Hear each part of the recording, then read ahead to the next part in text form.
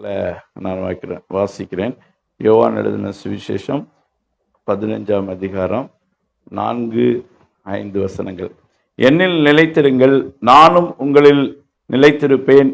கொடியானது திராட்சை செடியில் நிலைத்திராவிட்டால் அது தானாய் கனி கொடுக்க மாட்டாது போல, நீங்களும் என்னில் நிலைத்திராவிட்டால் கனி கொடுக்க மாட்டீர்கள். நானே திராட்சை செடி, நீங்கள் கொடிகள். ஒருவன் என்னிலும் நான் அவனிலும் நிலைத்திருந்தால் அவன் மிகுந்த கனிகளை கொடுப்பான். என்னை அல்லாமல் உங்களால் ஒன்றும் செய்யக்கூடாது. அருமையானவர்களே, இந்த என்னை அல்லாமல் உங்களால் ஒன்றும் செய்யக்கூடாது, without me you can do nothing.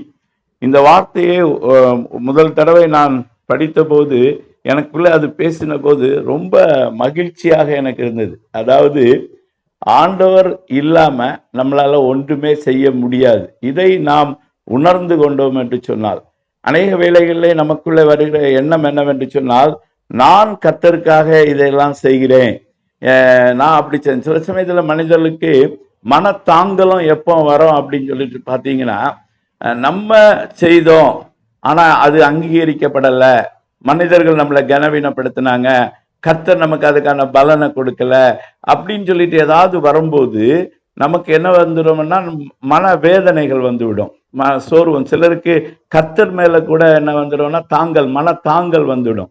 அந்த நினிவே பட்டணத்துல போய் யோனா பிரசங்கம் பண்ணிட்டு, யோனா அந்த அவன் சொன்ன காரியம் நடக்கலைன்னு சொன்னோன்னே அவனுக்கு மனத்தாங்கல் வருது. அவன் நான் சொன்னது நடக்கலையே அப்படின்னு போயிட்டான். ஆனா அவன் சொல்லல, இது கர்த்தருடைய வார்த்தை, கர்த்தர் தான் என்னை இந்த ஊழியத்துக்கு அழைத்தார், கர்த்தர் தான் என்னை தெரிந்து கொண்டார், கர்த்தர் தான் என்னை இந்த வார்த்தைகளை இங்கே சொல்ல வைத்தார், கர்த்தர் சொன்னதை நான் சொல்லிட்டேன், அதற்கு பின்பு அதோடைய ரிசல்ட் என்னதோ, அது கர்த்தர் என்ன செய்கிறாரோ அதை நான் பார்த்து சந்தோஷம் அடைகிறேன் என்று சொல்லுகிற ஒரு நினைவு நமக்கு இருக்கும் என்று சொன்னால், நாம் ஒரு நாளும் கர்த்தருக்கு விரோதமாக நம்முடைய மனம் தாங்கல் அடையாது. அந்த நினைவே பட்டணத்துல போய் பிரசங்கம் பண்ண பின்பு அந்த 1,20,000 பேர் மனம் திரும்பிட்டாங்க, இன்க்ளூடிங் ராஜா. கடைசியில பார்த்தா அந்த யோனாவுக்கு என்ன செய்யறான், எரிச்சல் வந்துருச்சு. எரிச்சல் அந்த எரிச்சலை போக்குறதுக்காக ஆண்டவர் முயற்சிக்கிறார். அவனுக்காக ஒரு ஆமணாக்கு செடியை உருவாக்கி அதை அழிச்சு அது மூலம் ஒரு பாடத்தை அவனுக்கு படிச்சு கொடுத்து, யோனா நீ எரிச்சலா இருக்க நல்லதா அப்படின்னு கேட்கிறாரு. நான் சாகும் வரை எரிச்சலா இருப்பதே நல்லது அப்படின்னு யோனா பதில் சொல்லுகிறான். இப்படி அநேக வேளைகள்ல நாம் கர்த்தருக்காக வாழுகிறோம், நான் கர்த்தருக்காக தியாகம் பண்ணியிருக்கேன், நான் கர்த்தருக்காக பிரதிஷ்டை பண்ணியிருக்கிறேன், நான் கர்த்தருக்காக அதை விட்டிருக்கிறேன், நான் இதை விட்டிருக்கிறேன், கர்த்தருக்காக நான் இந்த இடத்துக்கு பிரயாணம் பண்ணி போனேன், கர்த்தருக்காக நான் இதை செய்தேன், கர்த்தருக்காக நான் செய்தேன், கர்த்தர் என்ன பாதுகாக்காம போயிட்டாரு, கர்த்தர் எனக்கு இதை செய்யல, கர்த்தர் இந்த ரிசல்ட் எனக்கு கிடைக்கல, என்ன எல்லாரும் இழிவுபடுத்திட்டாங்க, என்ன பிடிச்சு ஜெயில போட்டாங்க, என்ன அடிச்சுட்டாங்க, என்ன உதைச்சிட்டாங்க, இப்படி எல்லாட்ட எனக்கு இந்த வியாதி இப்படின்னு எல்லாம் மனிதர்கள் எப்போ வேதனைப்படுகிறார்கள் என்று சொன்னால், நான் கர்த்தருக்காக செய்கிறேன் அப்படின்னு. ஆனா நான் அல்ல. அப்போஸ்தலனாகிய பவுல் கலாத்தியர் 2:20 சொல்லும்போது, இனி நான் அல்ல, கிறிஸ்துவே என்னில் பிழைத்திருக்கிறார், மாம்சத்திலே நான் பிழைத்திருப்பது தேவனுடைய குமாரனை பற்றும் விசுவாசத்தினாலே பிழைத்திருக்கிறேன் என்று சொல்கிறார். எல்லாரை காட்டிலும் அதிகமாக நான் பிரயாசப்பட்டேன், நான் அநேக முறை காவல்களில் இருந்தேன், நான் அடிக்கப்பட்டேன், நான் கப்பல் சேதத்தில் இருந்தேன், இப்படி பல காரியங்களை எழுதிவிட்டு நான் எல்லாரை விட அதிகமா பிரயாசப்பட்டேன்னு சொல்லிட்டு கீழே அடுத்து சொல்வார், நான் அல்ல, எனக்குள்ள இருந்த தேவ கிருபையை அப்படி செய்ததுன்னு சொல்லுவார். அருமையான தேவனுடைய பிள்ளைகளே, நம்முடைய வாழ்க்கையில இன்று பரிசுத்த ஆவியானவர் நம்மோடு கூட சொல்ல விரும்புகிற ஒரு காரியம் என்னவென்று சொன்னால், என்னுடைய பிள்ளைகள், என்னுடைய ஜனங்கள் ஒரு காரியத்தை நன்றாய் புரிந்து கொள்ள வேண்டும். அதாவது என்னை அல்லாமல், நான் இல்லாமல் அவர்களால எதுவும் செய்ய முடியாது என்பதை புரிந்து கொண்டால் போதும். நம்ம வெறும் கொடிகள் தான், அவர் செடி. கொடியானது செடியிலே நிலைத்திருந்தால் மிகுந்த பலனை கொடுக்கும். நம்மளுடைய ஒரே ஒரு காரியம் என்னவென்று சொன்னால், தேவனோடு கூட ஒட்டிட்டு இருப்பது, தேவனோடு இணைந்து இருப்பது, தேவனோடு கூட இசைந்து இருப்பது, தேவனோடு கூட ஒரு மனதோடு கூட இருப்பது, தேவனுடைய சித்தத்திலே இருப்பது, தேவன் சொல்லுவதை சொல்லுவது. இப்படி நம்முடைய வாழ்க்கை இருக்கும் என்று சொன்னால், if we remain with Christ, தேவனோடு கூட நாம் இணைந்திருப்போம் என்று சொன்னால் மிகுந்த கனிகளை கொடுப்போம். அவர் அவ்வளவுதான் கேட்கிறார் நம்மளத்துல. நீ ஒன்னும் செய்ய வேண்டாம், ஒன்னால் எனக்கு தெரியும் ஒன்னால் ஒன்னும் செய்ய முடியாது, நான் தான் உனக்கு பூமியிலிருந்து தண்ணி எடுத்து தரணும், உரத்தை எடுத்து தரணும், நான் தான் உனக்கு சக்தி கொடுக்க வேண்டும். எதற்கு? நீ பூப்பதற்கும் காய்ப்பதற்கும், நீ கனியாக மாறுவதற்கும், நீ அநேகருக்கு பிரயோஜனமாய் மாறுவதற்கும் நான் உனக்குள்ள இருந்து கிரியை செய்யாவிட்டா, என்னோடு கூட நீ நான் இணைந்திராவிட்டால் உன்னால ஒன்றுமே செய்ய முடியாது. The early church was knowing that. முதல் நூற்றாண்டு சபை அந்த காலத்தில் அப்போஸ்தலர்கள் அதை உணர்ந்து கொண்டார்கள். ஆனா இன்றைக்கு தேவனுடைய பிள்ளைகள் அதை என்ன செய்யவில்லை, உணராமல் நாம் இருக்கிறோமா என்று எனக்கு புரியவில்லை.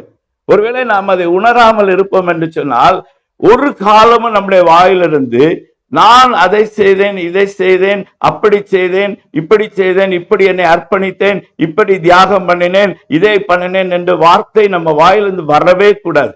எப்படி வர வேண்டும் என்று சொன்னால், என்னை கொண்டு கர்த்தர் செய்த காரியங்களை நான் உங்களுக்கு சொல்லுகிறேன். அப்போஸ்தலனாகிய பவுல் இதைதான் அவர் சொல்லுகிறார்.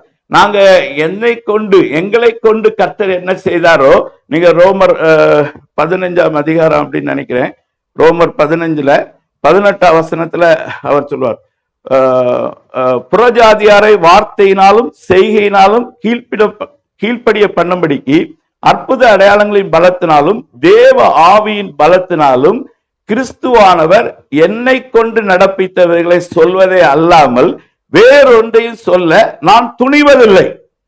சோ வேறு எதுனா நான் செய்தேன் அப்படி சொன்னாலே அது துணிஞ்சு பேசுற காரியம். நான் அங்க எங்க இருக்குது? நான் கிறிஸ்துவோடு கூட சிலுவையில் அறையப்பட்டு முடிந்து போய் விட்டது. இஸ் நோ மோர் ஐ. நான் இல்லை. இப்போ நான் கிறிஸ்துவை பற்றி விசுவாசத்தினால பிழைத்திருக்கிறேன். இனி நான் அல்ல, கிறிஸ்துவை.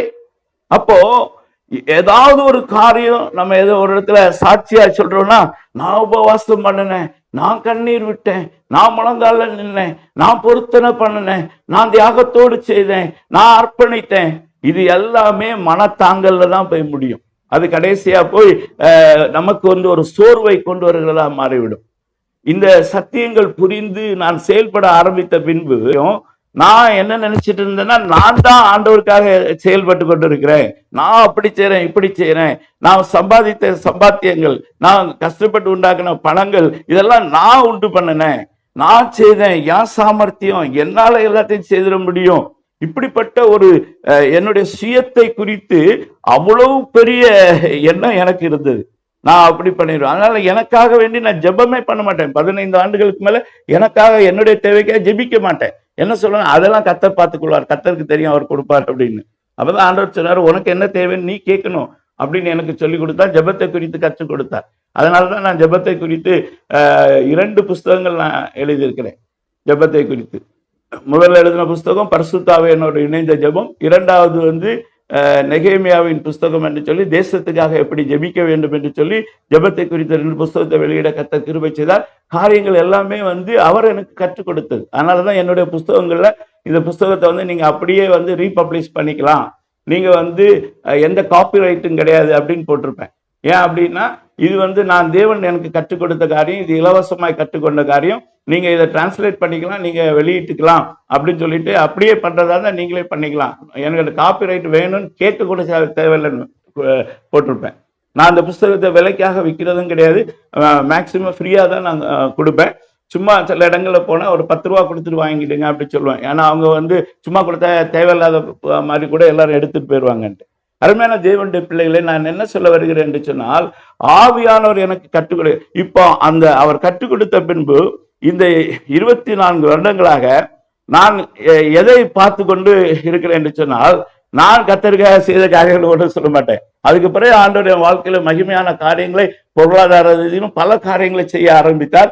நான் இப்போ ஒவ்வொரு தடவையும் ஆண்டவருக்கு எப்படி சொல்லணும், ஆண்டவரே நீங்க நல்லா செய்துட்டீங்க, ஆண்டவரே நீங்க இதை நல்லா பண்ணிருக்கீங்க ஆண்டவரே, இப்படி நீங்க பண்ணி கொடுத்துட்டீங்களா ஆண்டவரே, இப்படி ஒரு வீட்டை கட்டி கொடுத்தீங்களா ஆண்டவரே, இப்படி என் மகளுடைய திருமணத்தை நடத்தி வச்சீங்களா ஆண்டவரே, இப்படி என் பிள்ளைகளை படிக்க வச்சீங்களா ஆண்டவரே, இப்படி நீங்க நல்ல பெட்டரா பண்றீங்க ஆண்டவரே, சூப்பரா பண்றீங்க ஆண்டவரே அப்படின்னு சொல்ற மாதிரி நான் வந்து ஒவ்வொரு நிமிடமும் I am enjoying what he is doing.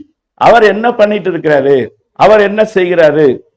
நேற்று தின சம்பவத்துல கூட நாங்க ஒன்றும் பெரிய ஆட்கள் கிடையாது, ஆனா கர்த்தர் அங்க செய்த கிரியைகளை, அந்த ஊழியர் அங்க போறதுக்கு பயப்படும் போது கூட நான் சொன்னேன், தைரியமா போங்க பிரதர், கர்த்தர் ஏற்ற சமயத்துல ஏற்ற ஆட்களை கொண்டு உங்களுக்கு உதவி செய்வாரு, இந்த காரியத்தை வந்து ஆண்டவர் ஜெயமா மாத்துவார் அப்படி சொன்னோம். அவங்க போய் ஆசாரியர்கள் அந்த யோர்தான்ல கால் வைத்தவுடன் யோர்தான் பின்னிட்டு திரும்பினது. அது மாதிரி நம்ம போய் நிற்போம், எல்லா காரியம் நடக்கணும். நாங்க நின்னோம், நாங்க என்ன வேணும்னு நாங்க கேட்டோமோ அந்த காரியத்தை அவங்களே இப்படிதான் அப்படின்னு சொல்லிட்டு அதை பதில சொல்லி அந்த காரியங்களை முடித்து அனுப்பி விட்டாங்க. எப்படி எவ்வளவு ஆச்சரியம். அப்போ இதுல எங்களுக்கு என்ன தெரியும், நம்ம ஒண்ணும் பண்ணல, கர்த்தர் நமக்காக எல்லாத்தையும் செய்யறார். நீங்க நம்ம இதுல இருக்கிற ஒவ்வொருவரும் நம்ம அப்படி என்ஜாய் பண்ண ஆரம்பிங்க. Every day will be enjoying day. ஆண்டவர் வந்து ஒவ்வொரு நாளும் அற்புதமா செய்வார். நான் ஒவ்வொரு நாளும் காலையில எழும்பும் போது எழும்பி அன்னைக்கு எனக்கு என்னென்ன வேலைகள் இருக்கோ அவ்வளோத்தையும் நான் ஆண்டோட்ட சொல்லுவேன். நான் அது வீட்டு காரியங்களா கூட இருக்கலாம். ஒருவேளை மளிகை கடையில போய் சாமான் வாங்கிட்டு வரணும், ஆண்டவரே இன்னைக்கு வீடை வந்து நான் கொஞ்சம் சுத்தம் பண்ண நினைக்கிறேன் ஆண்டவரே, எல்லாமே நான் ஆண்டோட்ட சொல்லுவேன். இன்னைக்கு நான் இந்த விஷயத்த நான் பண்ணணும் ஆண்டவரே, எனக்கு வந்து இதுக்கு உதவி செய்யுங்க அப்படின்னு சொல்லிட்டு நான் கேட்டுட்டு போவேன். நைட்டு வந்து பார்த்தா அத்தனை வேலையும் அற்புதமா முடிஞ்சிருக்கும். அந்த டைமிங் செட்டிங், யார் கூட அப்பாயின்மெண்ட், ஒருவேளை நான் போறதுக்கு டிலே ஆனேன்னா நான் 4 மணிக்கு வரேன்னு சொல்லிட்டு 6 மணிக்கு தான் போக முடிஞ்சதுன்னா அவங்க சொல்லுவாங்க நீங்க 6 மணிக்கு வாங்க அப்படின்னு சொல்லுவாங்க. எவ்ரி திங் ஃபேண்டாஸ்டிக்கா ஆண்டவர் பண்ணுவார், ஆச்சரியமா பண்ணுவார், அற்புதமா பண்ணுவார். அதனாலதான் எனக்கு சாட்சி சொல்ல விட்டீங்கன்னா நான் டெய்லி நானே அந்த சாட்சி நேரத்தை ஃபுல்லா எடுத்துருவேன். அந்த அளவுக்கு every day we enjoy the miracles and the way God does things. ஒவ்வொரு நாளும் அவர் எப்படி செய்யறாரு அப்படின்னு சொல்லிட்டு பார்க்கும்போது, அதனால கர்த்தர் பவுல் இங்க சொல்றது மாதிரி நம்ம எந்த இடத்துக்கு வரணும்னா, கர்த்தர் எங்களை கொண்டு செய்த காரியத்தை அறிவிக்கிறது என்று வேற எதையும் நாங்க அறிவிக்க துணிய மாட்டோம். அருமையான தேவனுடைய பிள்ளைகளே, அப்ப கர்த்தர் வந்து இன்றைக்கு வந்து இந்த காரியத்தை பவுலுக்கு மட்டும்தான் செய்வாரா, இல்ல ஒரு சிலருக்கு மட்டும்தான் செய்வாரா? நம்ம இந்த கூட்டத்தில் இருக்கிற எல்லாருக்குமே தேவன் அப்படி செய்ய விரும்புகிறார், ஒவ்வொருத்தருக்கும் செய்ய விரும்புகிறார். அவர் சொல்றார், என்ன இல்லாமல் உன்னாலே ஒன்று செய்ய முடியாது. அவர் இல்லாம நம்ம போய் ஒரு காஃபி டீ கூட குடிச்சிட்டு வர முடியாது. நேற்று காலையில நான் நைட்டு வந்து ஃபுல்லா டிராவல் பண்ணி வந்தோம். அதுவும் நாங்கள் ட்ரிவாண்ட்ரம் ரூட்ல அந்த இந்த டிக்கெட் கிடைக்காதனால டிராவலே 17-18 ஹவர்ஸ்க்கு மேல. காலையில வந்து நான் யூடியூப்ல ஒரு இது போடுவேன், மெசேஜஸ் போடுவேன். நேற்று மெசேஜ் ட்ரெயின்ல இருந்து எடிட் பண்ணி நான் அப் பண்ணேன். ரயில்வே ஸ்டேஷன் ட்ரிவாண்ட்ரத்துல இருந்துட்டு நான் பண்ணேன். இங்க வீட்டுக்கு வந்த வரைக்கும் ஒரு ரெஸ்ட் கிடையாது. திரும்ப ஈவினிங் நாங்க ஸ்டேஷன் போற வரைக்கும் அப்படியே அவசரமா கரெக்ட் போனேன். நைட்டு வந்து 1 மணி வரைக்கும் எனக்கு ஒரு பலவீனமும் இல்லை, சரீரத்துல வந்து ஒரு கஷ்டமும் இல்லை. எனக்கு இது என்ன நடக்குதுன்னு எனக்கே தெரியாது. நான் ராத்திரி 1 மணிக்கு மேலதான் தூங்கினேன். காலையில வந்து 4:45 அலாரம் வச்சேன், ஆனா 4:10 நான் எழுப்பிட்டேன். இந்த எனர்ஜி எங்கிருந்து வருது, இந்த பலன் எங்கிருந்து வருது? கடவுள் கிருபையினால 60 தொட்டாச்சு, வயசு தாண்டி ஆயிடுச்சு. ஆனா எனக்குள்ள இருக்கிற பலனை நான் சில சமயம் பார்க்கும்போது ஒரு 22 வயசு 23 வயசு வாலிபனுக்கு எந்த பலன் இருக்குதோ அந்த மாதிரி ஒரு பலன் வந்து இருக்கும். அற்புதமா அந்த டே ஃபுல்லா அப்படி ஒர்க் பண்ணிட்டு இருக்கிறதுக்கு டயர்ட்லெஸ்ஸா ஒர்க் பண்ணுவார். இப்ப நாங்க இதை பேசி முடிச்சுட்டு திரும்ப எனக்கு ரெஸ்ட் எல்லாம் எடுக்க முடியாது. திரும்ப நாங்க இன்னைக்கு உடனடியாக கிளம்பி போனோம். அப்போ ஆண்டோட்ட அப்படிதான் கேட்பேன், இந்த நாளைக்கு இவ்வளவு வேலை இருக்கு, இதுக்கு செய்யக்கான எனர்ஜி வேணும். அருமையான தேவனுடைய பிள்ளைகளே, கர்த்தர் இதை நம்ம எல்லாருக்கும் செய்யறதுக்கு ஆயத்தமா இருக்கிறார். ஒவ்வொருத்தருக்கும் நமக்கு கொடுக்க ஆரம்பிக்கிறார். அவருக்கு அதுதான் பெரிய என்ஜாய்மெண்ட். நம்ம அவருடைய பிள்ளைகளுக்கு அவங்க விரும்புறத, அவங்க கேட்கிறத அவங்களுக்கு கொடுத்து அவங்கள சந்தோஷமா வைக்கிறதுல அவருக்கு ரொம்ப கொள்ளை பிரியம். அதனால அவர் என்ன பண்றாருன்னா, நம்ம கூட உட்கார்ந்து கிரியை நடப்பார். நீ உன் வழிகள் எல்லாம் அவரை நினைத்துக்கொள், அவரே காரியத்தை வாய்க்க பண்ணுவார். அங்க நீதிமொழிகள்லயே அந்த வசனத்தை சொல்லிட்டாரு. இயேசு கிறிஸ்து இங்க வந்து சொல்றாரு, அப்பா என்ன இல்லாமல் உங்களால் ஒன்று செய்ய முடியாது. யூ அக்னாலஜ் மீ, என்ன வந்து கொஞ்சம் கன்சிடர் பண்ணுங்க, என்ன பொறுப்பா. நிறைய பேருக்கு வந்து ஜெபம், அதான் நான் சொல்றேன், ஜெபம் என்று சொல்லுகிறது குறிப்பிட்ட ஒரு சில மணி நேரம் நம்ம உட்கார்ந்து ஜெபிக்கிறது மட்டுமல்ல. அப்படி ஒரு ஜெபிக்க வேண்டாமான கட்டாயம் வேணும். இரவு வேளைகளில் உட்கார்ந்து ஜெபிங்க, அதிகாலையில் எழும்பி உட்கார்ந்து ஜெபிங்க. நேரம் கிடைக்கும் போதெல்லாம் தனியா ஒரு இடத்துல இருந்து நம்ம அவரோடு கூட கம்யூனிகேட் பண்றது, அவரை தியானம் பண்றது ரொம்ப சிறந்தது. ஆனா இது நாள் முழுவதும் அவரோடு இருக்கிறத நம்ம விட்டுறக்கூடாது. நம்ம we should remain with him. அவரோடு கூட எப்பவும் இணைந்திருக்க வேண்டும், அவரோட எப்பவும் பேசிக்கொண்டே இருக்க வேண்டும். அந்நிய பாஷையில பேசலாம், சாதாரண மொழிகள்ல நம்ம பேசலாம், ஒவ்வொரு கம்யூனிகேஷன் ஆண்டவரை பார்த்து பேசலாம். சும்மா ரோட்ல போயிட்டு இருக்கிறோம், ஒரு காட்சியை பார்க்கிறோம், அதை குறித்து நம்ம ஆண்டவர்கிட்ட பேசலாம். ஒரு இயற்கையை பார்க்கிறோம், பேசலாம். மனிதர்கள் பண்ணக்கூடிய வேலைகளை பார்க்கும்போது பேசலாம். ஆண்டவர்கிட்ட just a friend, like friend. This is what Enoch did. Enoch என்ன செய்தாரு? தேவனோடு சஞ்சரித்து கொண்டிருந்தான். ஏனோக்கு தேவனோடு சஞ்சரித்து கொண்டுதான் குடும்பத்துல நிறைய பிள்ளைகளை பெற்றெடுத்தான்னு சொல்லப்பட்டிருக்கு. நல்ல ஒரு குடும்பஸ்தனா இருந்தான். பேசிட்டே இருந்திருக்கும் போது கூட ஆண்டவர் சொல்லிட்டு, சீக்கிரம் போப்பா, உன் வீட்டுல உன் மனைவி தேடிட்டு இருப்பா, அவளுக்கு இதெல்லாம் வாங்கி கொடுக்கணும்னு சொன்னால, நீ போய் அவள்கிட்ட இதுல அன்பு கூறு, அவளை நேசி, அவளோட கொஞ்சம் நேரத்தை செலவு பண்ணு, நீ என்ன போன்னு விரட்டி விட்டுருப்பாரு ஆண்டவர். அப்படிதான் அவர் செய்யறாரு. அவர் என்ன பண்ணுவார்ல, அவர் நீ உன் கடமையெல்லாம் செய்யாதுன்னு சொல்ல மாட்டாரு. எல்லா விஷயத்தையும் நம்மளை செய்ய சொல்லுவார். கரெக்ட். அது எல்லாமே அவர் நமக்கு கொடுத்தது. குடும்பம் அவர் கொடுத்தது, ஊழியம் அவர் கொடுத்தது, பிள்ளைகள் அவர் கொடுத்தது, நமக்கு இருக்கிற ஜீவன், சுகம், பலன், நம்முடைய சரீரம் அனைத்தும் அவரிடத்திலிருந்து நம்ம பெற்றது. இது எல்லாமே நல்லா ஆரோக்கியமா, சுகமாய், பலமாய் நம்ம இருக்க அவர் விரும்புகிறார். அவருடைய விருப்பம். உன் ஆத்துமா வாழ்ந்திருக்க போல் நீ எல்லாவற்றிலும் வாழ்ந்து சுகமாயிரு அப்படின்ட்டு. பாருங்க, ஆபிரகாம் அதே மாதிரி அவருடைய நண்பனா இருந்தார், சிநேகிதனா இருந்தார்னு சொல்லி பாக்குறோம். நம்ம பைபிள்ல பாக்குற கேரக்டர்ஸ் எல்லாமே அவங்க இருந்த காலத்துல இதே மாதிரி சர்ச்சஸும் கிடையாது, இதே மாதிரி ஆராதனையும் கிடையாது, இதே மாதிரி உபவாச ஜெபமும் கிடையாது, இதே மாதிரி காத்திருப்பு கூட்டமும் கிடையாது. அவங்க கையில ஈவன் பைபிளே கிடையாது. அந்த காலத்துல இருந்து வாழ்ந்தவங்க எல்லாருமே சூப்பரா வாழ்ந்திருக்காங்க. அவங்க தேவனோடு சஞ்சரித்திருக்காங்க, தேவனுடைய சத்தத்தை கேட்டிருக்காங்க, தேவன் சொல்றதுபடி அவங்க நடந்திருக்கிறாங்க. எப்படி அருமையான, அதுதான் தேவனோடு கூட வாழ்கிற வாழ்க்கை. எவ்ரி மினிட், எவ்ரி செகண்ட் நீங்க எந்த காரியமா இருந்தாலும் சரி. சில சமயத்துல நான் சிலர்கிட்ட சொல்லியிருப்பேன், நான் இத்தனை மணிக்கு வருவேன், 4 மணிக்கு வருவேன் அப்படி சொல்லியிருப்பேன். நான் சும்மா நேரத்தை போய் தூங்கிட்டு அப்படிலாம் வேஸ்ட் பண்ண மாட்டேன். சில சமயம் எனக்கு ரொம்ப டயர்டா இருந்தா நான் அந்த நேரம் படுத்து கூட தூங்குவேன். நான் ஆண்டவர்கிட்ட சொல்லிட்டு, ஆண்டவரை ஒரு 1 hour தூங்குறேன், என்னை எழுப்பி விடுங்க, இந்த இடத்துக்கு போனோம் அப்படின்ட்டு. அங்க அவங்களாட்டே போன் பண்ணி சொல்லுவாங்க, நீங்க 4 மணிக்கு வர வேண்டாம், 6 மணிக்கு வாங்கன்னு. அப்படி அங்கேயும் ஷெடியூலை மாத்திடுவார். என்னுடைய ஒவ்வொரு ஷெடியூல் கூட அவர் அழகா பண்ணி தருவார், டைம் மேட்சிங் பண்ணி தருவார். அதெல்லாம் நான் ஆண்டவர்கிட்ட சொல்லிடுவேன், இதெல்லாம் என்னால பண்ண முடியாது ஆண்டவரே, நான் நீங்க தான் இதெல்லாம் பண்ணணும் அப்படின்னு சொல்லிடுவேன். அப்ப ஆண்டவர் அதெல்லாமே பண்ணி தர்றாரு. நீங்க என்ஜாய் பண்ணலாம். இந்த life we enjoy with Christ. அதாவது ஒவ்வொரு நாளும் இது அவரோட நம்ம வாழ்க்கையை என்ஜாய் பண்றதா கிறிஸ்டியன் லைஃப். அவர் நம்ம கூட இருந்தா நமக்கு என்ன ப்ராப்ளம், பிரச்சனை வரப்போகுது? நம்ம ஒரு எலி மாதிரி, அவர் யானை மாதிரி. யானை நம்ம கூட இருக்குது, நமக்கு என்ன பிரச்சனை எலிக்கு?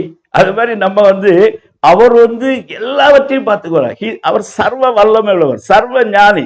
அவர் அவருக்கு மறைவானது ஒன்றும் இல்லை. அவரால் எந்த வேணாலும் செய்ய முடியும். அப்படிப்பட்டவர் நம்மளுடைய நண்பரா இருக்கிறார், நம்முடைய தகப்பனா இருக்கிறார், நம்முடைய சகோதரனா இருக்கிறார், நம்முடைய ஆண்டவரா இருக்கிறார், நம்முடைய எஜமானா இருக்கிறார். என்ன ஜாலி லைஃப் கிறிஸ்டியன் லைஃப்! எவ்வளவு அற்புதமான வாழ்க்கை கிறிஸ்தவ வாழ்க்கை!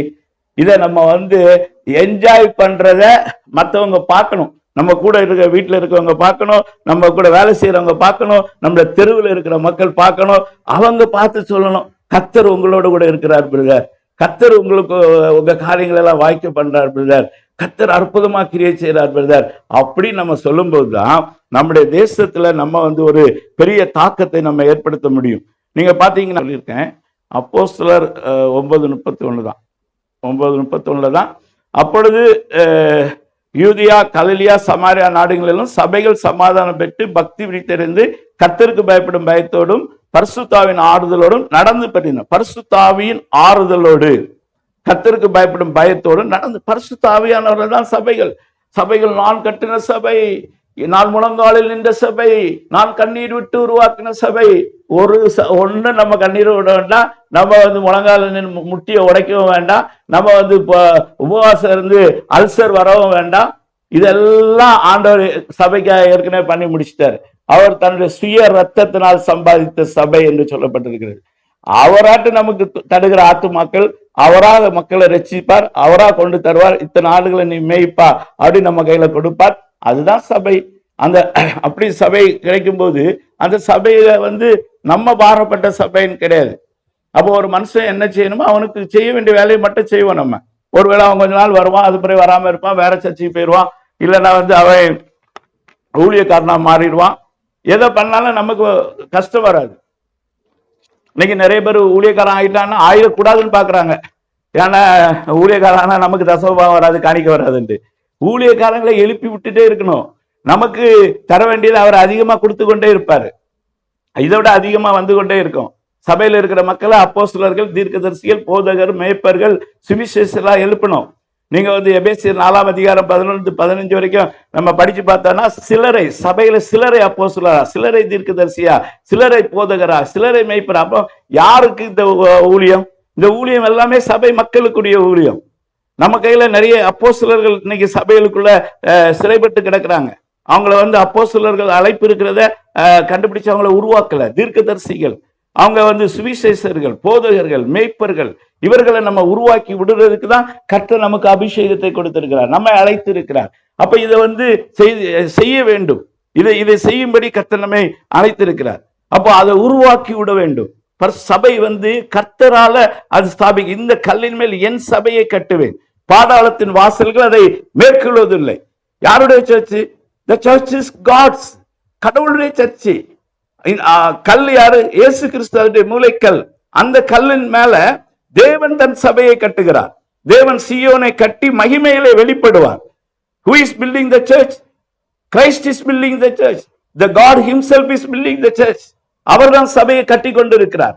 அவர்தான் சபை ரட்சிக்கப்படவில்லை அனுதினமும் சபையில சேர்த்து கொண்டிருக்கிறார். அது சர்வ சங்கமாகிய சபை, அது யூனிவர்சல் பாடி ஆஃப் கிரைஸ்ட், கிறிஸ்துவின் சரீரமாகிய சபை உலக அளவில் இருக்குது. அதுல முக்கால் பாதிக்கு மேல இந்த உலகத்தை விட்டு போயாச்சு. அங்க பரலோகத்தில் இருக்கிறாங்க, அல்லனா பரதீசில் இருக்கிறாங்க, இளைப்பாரி கொண்டு இருக்கிறாங்க. கொஞ்சம் சின்ன ஒரு பார்ட் தான் இப்ப பூமியில இருந்து கொண்டே இருக்கிறது. இது எப்ப முடியுதுன்னு நமக்கு தெரியாது. சோ இந்த யூனிவர்சல் சர்ச்சை நம்ம கட்டுறோம். ஒருவேளை நம்ம கையில ஒரு லோக்கல் காங்கிரிகேஷன் கொடுத்திருந்தாலும் அந்த காங்கிரிகேஷன்ல இருக்கிற அத்தனை பேரும் ரட்சிக்கப்பட்டவர்களாய், கர்த்தரோடு இணைக்கப்பட்டவர்களாய், கர்த்தரால் கட்டப்படுகிறவர்களாய் இருக்க வேண்டும். நம்ம என்ன வேலையோ அப்போஸ்தலர் வேலை செய்வோம், தீர்க்கதரிசி வேலை தீர்க்கதரிசி வேலை செய்வோம், மேய்ப்பர் மேய்ப்பர் வேலை செய்வோம், சுவிசேஷ வேலை செய்வோம், நம்ம போதக ஊழியத்தை செய்வோம். நம்மளை காப்பாத்துறது, நமக்கு காசு கொடுக்கிறது, நம்மளை வழி நடத்துறது, நம்மளை போஷிக்கிறது எல்லாரும் கர்த்தர், விசுவாசிகள் அல்ல. இன்னைக்கு அனைவரும் விசுவாசி தான் நம்மளுக்கு காசு கொடுக்குறான்னு நினைக்கிறாங்க. விசுவாசி காசு கொடுக்கல, அங்க வர மக்கள் காசு கொடுக்கல. கர்த்தர் சொல்லாட்ட ஒருத்த கூட ஒரு பைசா கூட கொடுக்க மாட்டான். ஆண்டவர் சொன்னா அவன் சொத்தையே கொண்டு போய் வித்து நம்ம பாதத்தில் கொண்டு வச்சிருவாங்க. அப்போஸ்தலர் காலத்துல அப்படிதான் நடந்தது. எல்லாரும் அவங்களுக்கு இந்த காசு எல்லாத்தையும் வித்து அவங்க கொண்டு போய் என்ன செய்தாங்க? அப்போஸ்தலருடைய பாதங்களை வைத்தாங்க. இன்னைக்கு பணத்துக்காக, காசுக்காக இந்த ஆத்மா போயிடுச்சு, அந்த ஆத்மா போயிடுச்சு. நிறைய பேர் வசதியானவங்களை கண்ணிங் வச்சு பிடிச்சு சர்ச்சை கொண்டு வரணும் பாக்குறாங்க. ஏழை ஜனங்களால சபையை நிரப்புங்க, தரித்திரர்களால நிரப்புங்க, ஊனமுற்றவர்களை கூட்டிட்டு வாங்க, பிரச்சனை உள்ள மக்களை கூட்டிட்டு வாங்க, குடிகாரர்களை கூட்டிட்டு கொண்டு வரணும் சபைக்கு. நீங்க ஆண்டவர் யாரை தெரிந்து கொள்கிறான்னு 1 கொரிந்தியர் 1ஆம் அதிகாரத்துல போய் 24ஆம் வசனம் கீழே 27ல இருந்து நம்ம வாசித்தோம்னா, பலவானை வெட்கப்படுத்தும்படி நான் பலவீனனை தெரிந்து கொள்கிறேன், உள்ளவனை வெட்கப்படுத்தும்படி இல்லாதவைகளும் இழிவாக எண்ணப்பட்டவைகளும் அற்பமானவைகளையும் தெரிந்து கொள்கிறேன், ஞானிகளை வெட்கப்படுத்தும்படி பேதைகளை தெரிந்து கொள்கிறேன். உண்மையான ஒரு search is started built by these kind of people. இதெல்லாம் ஆண்டவர் சொல்றாரு. 1 கொரிந்தியர் 1ஆம் அதிகாரம் 27ல இருந்து நீங்க வாசித்து பாருங்க. இவங்களெல்லாம் எப்படி மாத்துறது? நம்ம இப்ப எல்லாமே ஆண்டவரே இவங்களுக்கு பேதையா இருக்கிறாங்க, இவங்களை படிக்க வைக்கிறதுக்கு நிறைய காசு செலவு பண்ணணும். ஆண்டவரே இவங்க இல்லாதவர்களா இருக்கிறாங்க, இவங்க அற்பமானவர்களா எண்ணப்பட்டவங்களா, இழிவானவங்களா இருக்கிறாங்க, இவங்களை முன்னேற்றத்துக்கு நிறைய பணம் வேணும் ஆண்டவரே, இவங்க பலவீனர்களா இருக்கிறாங்க, இவங்களுக்கு நிறைய சத்துவ உணவு எல்லாம் கொடுக்கணும் ஆண்டவரே. அப்படியே சொன்னாரு ஆண்டவர். அப்படி சபையை பில்ட் பண்ண ஆண்டவர் சொல்லல. பணம் அப்படி தேவைப்பட்டிருந்தா உன்னதத்திலிருந்து பலன் வர வரைக்கும் காத்துருங்க எல்லாம் சொல்லியிருக்க மாட்டாரு. 12 அப்போஸ்தலர்களையும் கூப்பிட்டு 12 வைரம் கோமேதகம் அப்படின்னு சொல்ற மாதிரி ஆளுக்கு ஒரு டன் கொடுத்து, இது இந்த இடத்துல நான் பூமியில வச்சிருக்கேன், நீங்க போய் தேவையானதை எடுத்துட்டு நீங்க உலகம் முழுவதும் சபையை கட்டிருங்க, மக்கள் எல்லாம் உருவாக்கிருங்க, மக்கள் எல்லாம் இப்படி மாத்துங்க அப்படி சொல்லி கொடுத்துட்டு போயிருப்பாரு. அவர் அப்படி ஒண்ணும் சொல்லல.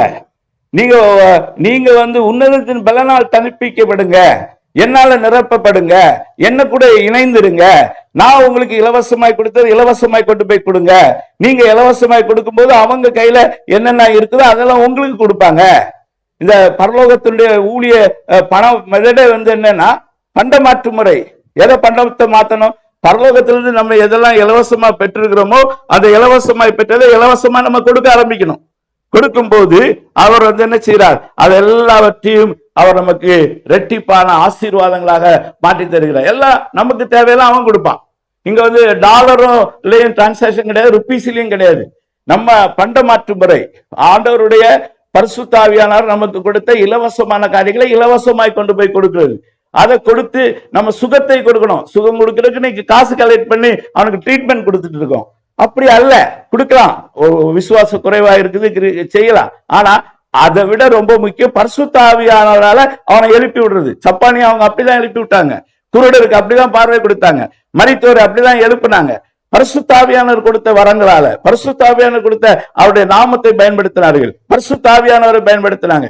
அருமையான தேவனுடைய பிள்ளைகளே, நிறைய இருக்கு. அப்போஸ்தலர் நடவடிக்கை ஃபுல்லா இதை நம்ம பார்க்கலாம். தொடர்ந்து ஆண்டவர் சித்தமானால் வருகிற வாரத்துல பேசுவோம். நம்ம ஆண்டவர் சொன்ன காரியங்களை நான் தொடுத்து உங்களோடு கூட பேசுறேன். இப்போ இந்த நாளில் நம்ம தெளிவா நம்ம மனதில் நிறுத்த வேண்டிய விஷயம் என்னன்னா, அவரை அல்லாமல், பரிசுத்த ஆவியானவரை அல்லாமல் நம்மளால ஒன்றுமே செய்ய முடியாது. இந்த பரிசுத்த ஆவியான கர்த்தர் யார் அப்படின்னு உள்ள காரியங்கள் எல்லாம் நான் நிறைய பேசணும் அப்படின்னு நினைச்சேன். பட் பேச முடியல, டைம் நமக்கு இல்லை. அதனால நம்ம நிறுத்துறோம். பரிசுத்த ஆவியானவருக்கும் எங்களுக்கும் 15-29 சொல்லுவாங்க, எங்களுக்கும் நலமாய் கண்டது. அதெல்லாம் குறித்து ஆண்டவர் சித்தமானா நெக்ஸ்ட் வீக்ல நம்ம தொடுத்து இந்த காரியங்களை தியானிப்போம். கர்த்தர் இந்த வார்த்தைகளால் நம்மை ஆசீர்வதிப்பாராக. ஆமென். கேட்ட தேவனுடைய வார்த்தைகளுக்காக நான் கர்த்தரை ஸ்தோத்திரிக்கிறேன். ஆண்டவருக்கு முன்பாக ஒவ்வொரு நாளும் கர்த்தர் தம்முடைய மன்னாவை தெளிவுபடுத்தி நமக்கு இந்த கடைசி காலத்தில் தந்து கொண்டிருக்கிறார். அதற்காக நான் ஆண்டவருக்கு நன்றி செலுத்துகிறேன். கிறிஸ்துவுக்குள்ளே நிலைத்திருக்காவிட்டால் ஒருவன் தானாய் ஒன்றும் ஒரு கனியும் கொடுக்க முடியாது என்று அவரே சொல்லி இருக்கிறார். என்னாலே அல்லாமல் உங்களால் ஒன்றும் செய்ய கூடாது, செய்ய முடியாது.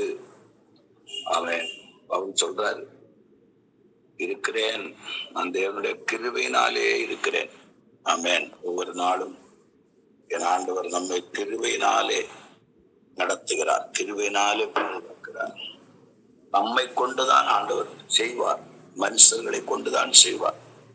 ஆனால் அப்படி செய்யும் போது மனுஷர்கள் அந்த மகிமையை எடுத்துக்கொள்ளாமல், ஊழியர்கள் அந்த மகிமையை எடுத்துக்கொள்ளாமல், என்னை கொண்டு கர்த்தர் செய்கிறார், ஊழியரை கொண்டு கர்த்தர் செய்கிறார், கர்த்தருக்கு தான் அந்த மகிமை, கர்த்தருக்கே மகிமையை செலுத்துங்கள், அவருடைய நாமத்திற்கே மகிமையை செலுத்துங்கள் என்று சொல்லப்பட்டிருக்கிறது. இன்றைக்கு மனுஷர்கள் அற்பமாய் எண்ணப்பட்டவர்களையும், இழிவாய் எண்ணப்பட்டவர்களையும், பைத்தியக்காரர்களையும், பலவீனப்பட்டவர்களையும் தெரிந்து கொள்ளுகிறதில்லை. எந்த வீட்டில் பலன் இருக்கிறது, எந்த வீட்டுல நன்மை இருக்கிறது, எந்த வீட்டுல ஆசீர்வாதம் இருக்கிறது, யார் வழியாக நன்மை உண்டாகும், அதுதான் இன்னைக்கு அநேகர் எதிர்பார்க்கலாம். ஆனா ஆண்டவர் வார்த்தைகளை கொண்டு நம்மோடு பேசினதற்காக ஆண்டவருக்கு நன்றி செலுத்துகிறேன். நாம் எல்லாவரும் செவிப்போம். அன்புள்ள பிதாவே, இந்த கால இணைப்பிலேயும் நாங்கள் ஒருமித்து இணைந்து பரலோகத்தின் தேவனை மகிமைப்படுத்துவதற்கு கர்த்தர் உதவி செய்திருப்பா. எங்களுக்கு சிறிய ஒரு ஆண்டவரே ஐக்கியமா, ஊழியர் ஐக்கியமா இருந்தால் இந்த சிறு அமைப்பிலே பெரிய ஜனங்களுக்கு தருகிற வார்த்தைகளை கொண்டு ஆண்டவர் பேசி கொண்டிருக்கிறேன், ஆலோசனைகளை தந்து கொண்டிருக்கிறேன். அதற்காக உமக்கு நாங்கள் நன்றி செலுத்துகிறோம் ஆண்டவரே. இன்றைக்கும் கர்த்தருடைய வார்த்தையை பகிர்ந்தளித்த ஜெபிக்கிறோம் ஆண்டவரே. அப்பா, கர்த்தர் அவரை கொண்டு ஒவ்வொரு தடவையும் செய்து வருகிற அந்த நல்ல ஆழமான சத்தியங்களுக்காக உமக்கு நன்றி செலுத்துகிறோம். கர்த்தாவே, நாங்களும் என் ஆண்டவருடைய இருதயத்தை போல மனுஷர்கள் அற்பமாய் எண்ணப்படுகிற எளியவர்களை தேட, அவன் திக்கற்றவர்களை ஆதரிக்க, விதவைகளை ஆதரிக்க, ஆதரவற்றவர்களுக்கு ஆதரவு கொடுக்க, ஆண்டவரே ஹல்லேலூயா, மனுஷனால் புறங்கடிக்கப்பட்டிருக்கிற பைத்தியமானவர்களை கர்த்தர் தெரிந்து கொண்டது போல அவர்கள் மேல் நாங்களும் ஆண்டவரே ஆண்டவரை கரிசனை உள்ளவர்களா இருந்து அப்படிப்பட்டவர்களுக்கு கர்த்தர் எங்களுக்கு இலவசமாய் தந்த ரட்சிப்பை இலவசமாய் தந்த கிருபை அவர்களுக்கு பகிர்ந்தளிக்க ஆண்டவர் கிருபை செய்யுங்க. இந்த இணைப்பில் இருக்கிற ஒவ்வொரு ஊழியர்கள், அவருடைய குடும்பங்கள், விசுவாச மக்கள் எல்லாவரையும் அந்தந்த ஸ்தானங்களிலே கர்த்தருடைய பரிசுத்த வேலி அடைத்து பாதுகாத்து கிறிஸ்துவுக்குள்ளே ஆண்டவர் விரும்புகிற கனிகளை கொடுப்பதற்கு ஆண்டவர் பலப்படுத்துங்க. இதில் ஈடுபடி நடத்துகிறது மனுஷருக்காக ஸ்தோத்திரம். கர்த்தர் அவரை ஆசீர்வதிங்க. தொடர்ந்து இந்த நாள் கர்த்தரால் மிகுந்த சமாதானத்தோடும் ஆசீர்வாதத்தோடும் கடமைகள், வேலைகள், பிரயாணங்கள், ஊழியங்கள் எல்லாவற்றையும் செய்வதற்கான கிருபை தாருங்க. நீர் அப்படி செய்வதற்காக நன்றி செலுத்துகிறோம். இரட்சகர் இயேசுவின் பரிசுத்த பாதம் பணிந்து நன்றி செலுத்தி ஜெபிக்கிறோம். ஜெபங்களின் ஜீவனுள்ள நல்ல பிதாவே, ஆமென்.